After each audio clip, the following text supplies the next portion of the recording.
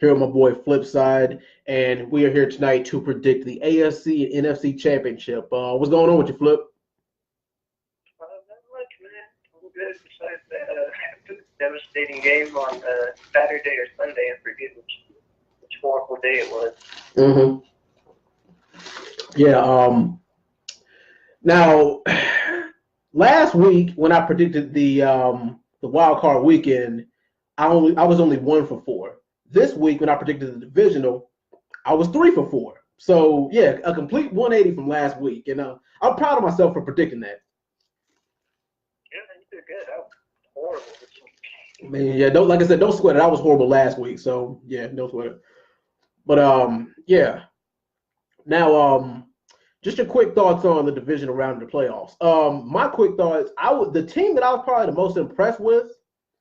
The Chiefs. I was pretty much impressed with them. Like I said, the result of the Rams and the Cowboys, not surprised. The Patriots and the Chargers, I hate to say it, but I wasn't really surprised. And man, that Eagles Saints game, that game really could have went either way. I mean, yeah. Like I said, the thing is, I kind of was hoping for some Nick Foles magic. But I was hoping for some Nick Foles magic, but it didn't look like it happened. Thanks to Alshon Jeffries, man, who I think he gets the choke of the week this week.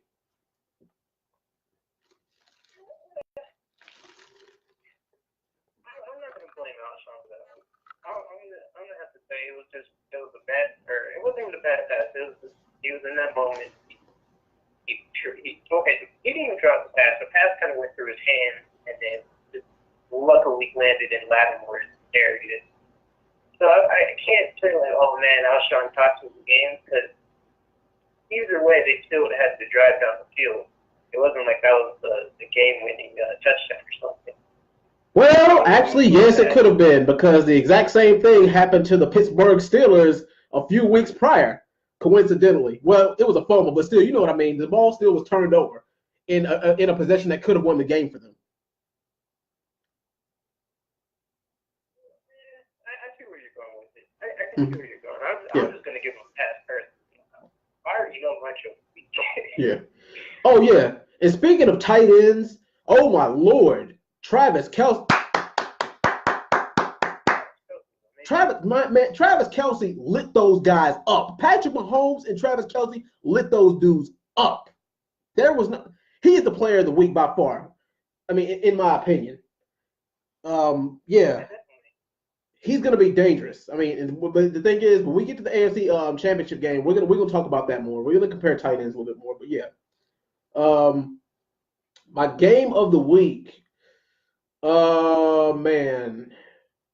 I really am going to have to say, I want to say Rams Cowboys, but realistically, it probably was Saints Eagles. But yeah, what about you? Choke the week, you definitely got to go with the Chargers and the Patriots game. They did not show up at all. They were tough for fight. Game of the week, though, definitely, I'm going to say Saints Eagles. Because it was just like 14-0. You were thinking, like, damn, what's going on with Saints? Like, are Eagles really dropping the truth back? And then all of a sudden the Saints just kicked up in that first, not the first quarter, but the end of the first, they start kicking it up. He coming back. Next thing you know, it's a pretty close game down to the wire. But, yeah, definitely got to go with Saints Eagles. Cowboys Rams was entertaining, but I like the Saints Eagles game better.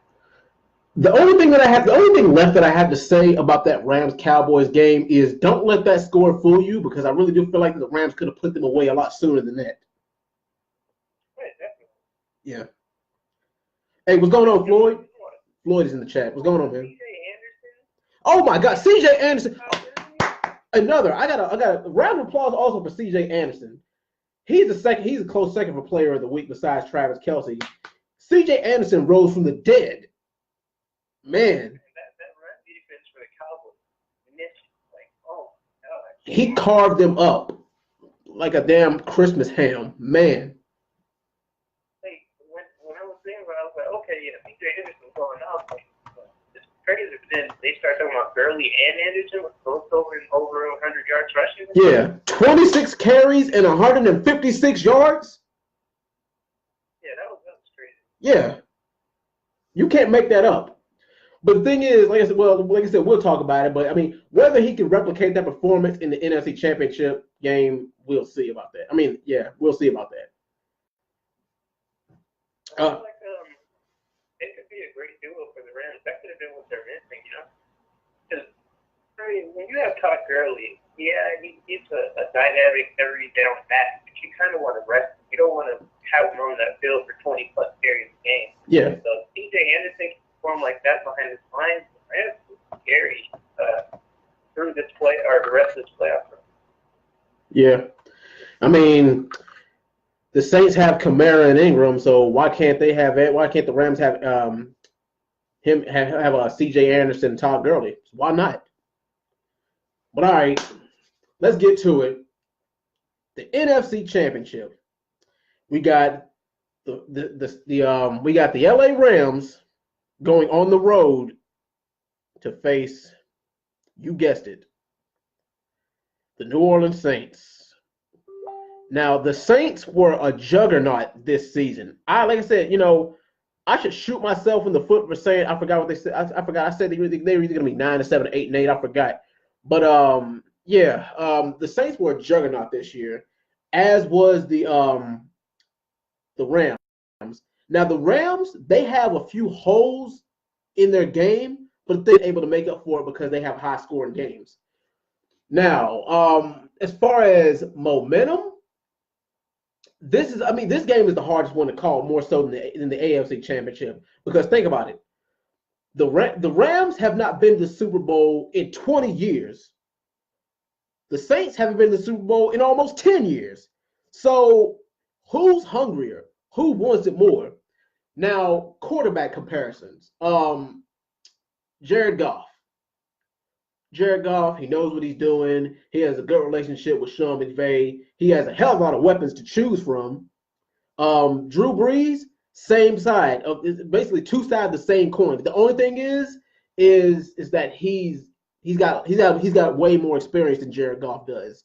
And as much as I hate to say it, he's more clutch than Jared Goff is. Now on the offensive side of the ball, oh man, it really is a coin toss. Now the Saints did come on top in that game against them, and it was pretty much one of the games of the year. The Saints came out on top the first time, but like I said, they could come out on top again, seeing as how it's seeing as how it's at home for the Saints again. Oh man, I gotta say the offense is pretty even, but the Rams defense might just be just a little bit better.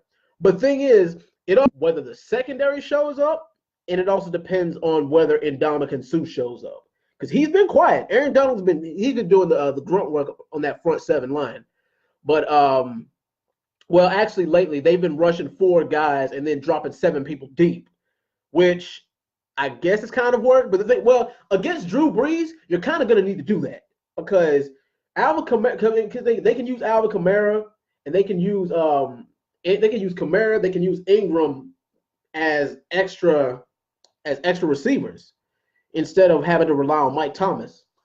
But man, this one really is tough. Wow.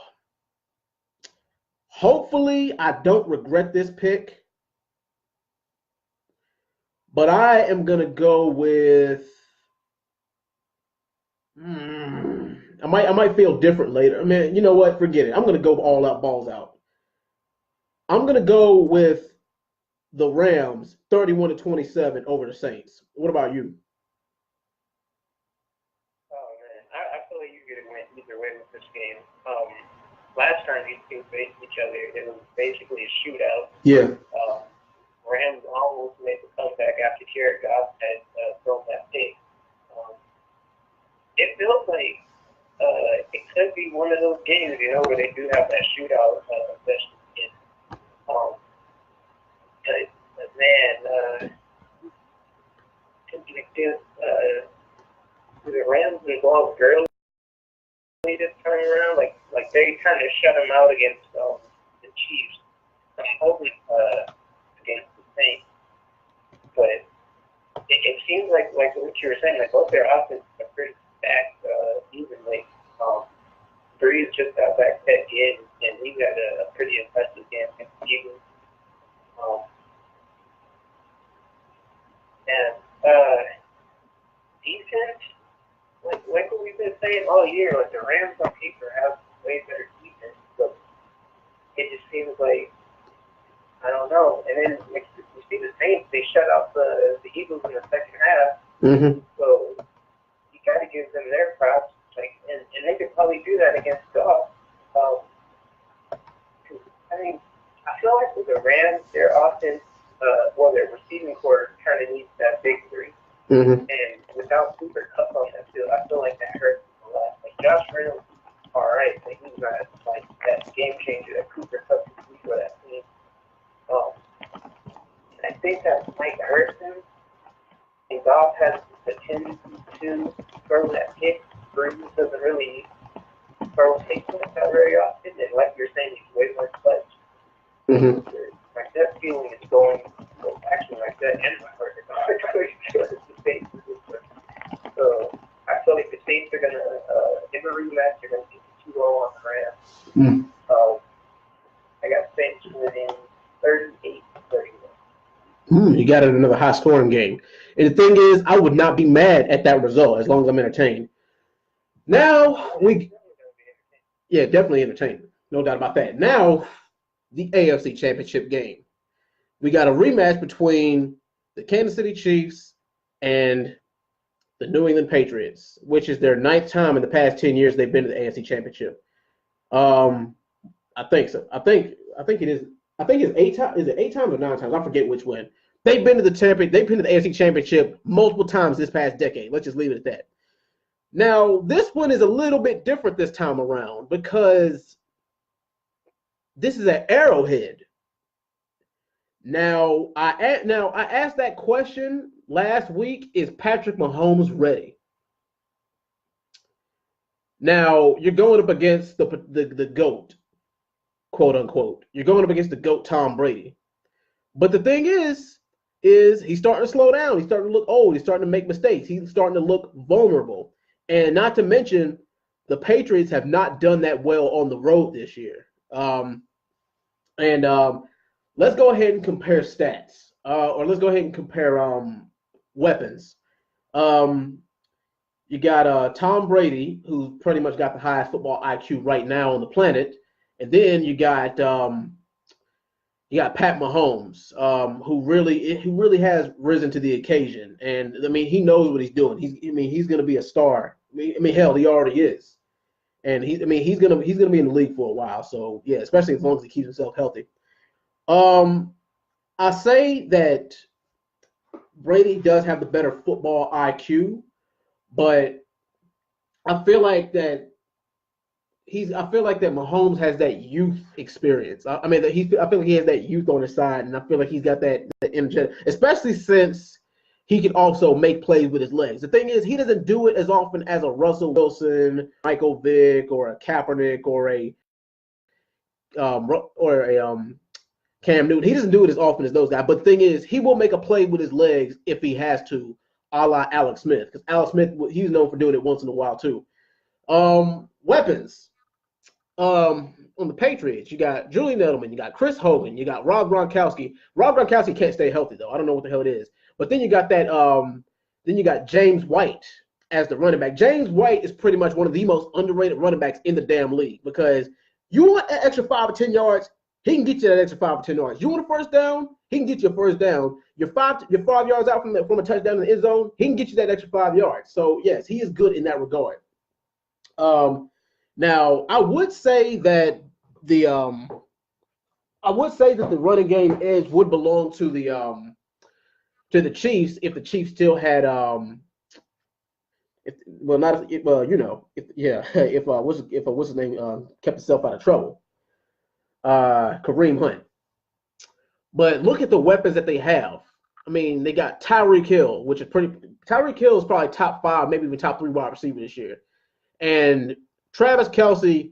I think that Travis Kelce probably is the best tight end left in the playoffs, bar none. Man, this one. I mean, now as far as the defense, neither one of these guys, their defense is okay. But thing is, they don't have that Bears defense. They don't have that Ravens defense. They don't have that defense that you would fear. But I would say, I mean, defensively, I would give the Chiefs just a slight edge in defense. But the thing is, this might be another one of those games that ends up being a shootout, just like the last one. And guess what? It all came down to who had the ball in the last 2 minutes of the game. And guess what? Tom Brady had it. And guess what? He scored. So yeah, it might be another one of those cases. But like you said, it might just depend on who's got the ball in the last 2 minutes of the game. Man, this one is also a hard one. But going ahead and give me the Kansas City Chiefs in this game. 33-31 over the Patriots. Yep, that's my Super Bowl. Rams Chiefs. What about you, Flip? Who you got? This is gonna be a tough one, man. Against the Chargers, Bill Belichick basically implemented game plan where on third down, we're just gonna split Philip Rivers and take him out so you can't run out the clock. Yeah. And it worked really good. If you can't do that against Patrick Mahomes, like you said, he can make plays with his legs. He's definitely going to extend the play. He's seen it countless times go to jog over to the sideline and throw some like crazy 30-yard pass or something. So it's tough because it's basically can Belichick stop Mahomes, and I feel like he can. And I don't have much trust in Andy Reid. If against the Colts, that Colts defense wasn't amazing. You saw where they tried to guard Tyreek Hill because it's so dangerous. And that leaves Travis Kelce on. Travis Kelce is going to make those crazy plays on you and destroy your team. Damian Williams is out there having games his life. That offense is clicking on all cylinders. I don't feel like that's going to happen with Belichick. I feel like you can keep Tom Brady maybe throwing like 40 times in this game just because it's going to be a bunch of short passes or like James White or Edelman. I feel like Gronk is a decoy. I don't think they're going to be hurting for Josh Gordon. It didn't look like they were hurting last week. But, man, it's like the Chiefs are, you can't count them out. I feel like the Patriots did go up in this game, and it could be a time of possession type game for the Patriots. Definitely seems that way. They're going to need Tony Michel to kind of make those big yardage plays. At least, like, he's got to average at least 5 yards per carry. Mahomes, I just feel like Tyreek Hill can burn that offense first defense so badly, man. It's gonna be close, man. You can go either way with this one. I kind of want to root for Mahomes just because he's AFC West first, like 15 or cheaper AFC West, and the Patriots just took us out. I feel like I feel like the Patriots might win this game, but I'm gonna have faith in Mahomes. I feel like he's a really talented quarterback. He's probably one of the best quarterbacks we've seen since Aaron Rodgers. I'm going to go with him. I'm hoping he doesn't throw any picks because that might be the game changer. I'm going to say Chiefs win 28-24. All right. Well, that's your prediction. You got I got Rams Chiefs. You've got Saints Chiefs. So I ain't mad at that. Like I said, only time will tell. But any final thoughts before we sign up tonight? Yeah, tonight is gonna be a short night. But yeah, any final thoughts? Either way, we're gonna see Very. All parties keep put on the show, so I'm not mad at that. So, I mean, whoever wins, wins. So, shout out to the good chick. All right. Well, thank you guys for tuning in to the podcast. This was a short one, just me and Flip tonight. But everybody watching on Facebook, everybody watching on YouTube, we want to thank you. Thanks for the views, and thank you for chiming in. Flip, my brother, I appreciate your help and your insight. Thank you. No problem, man. Thanks for having me on. All right, no problem. Good night, guys.